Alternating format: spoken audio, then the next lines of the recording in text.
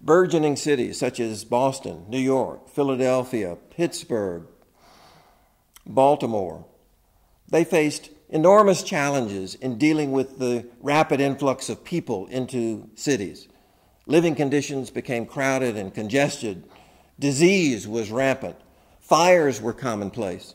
So cities faced the challenge of creating the services, the infrastructure to deal with rapid growth at the same time that the cities were becoming increasingly powerful magnets for more and more people, moving from farm to city and moving from Europe to America and into the cities.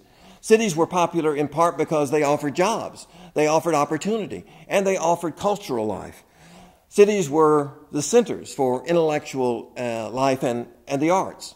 Cities were the center of vibrant new entertainments, theaters, saloons. Cities were magnets for American life. Thomas Jefferson would have been concerned about that development.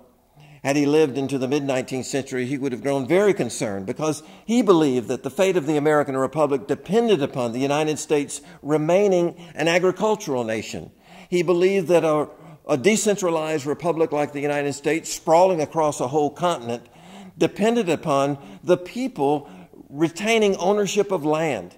He very much feared that masses of people living in the cities, such as was the case in Europe and in Britain during his lifetime, would breed not only disease, but would also breed violence and would breed civic indifference.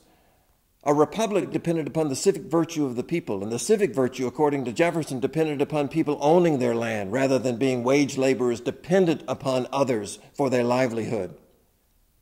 And yet, over time, Americans found ways to convert their cities from corrupt centers of violence and sickness and disease into dynamic centers of prosperity and ultimately civic virtue itself.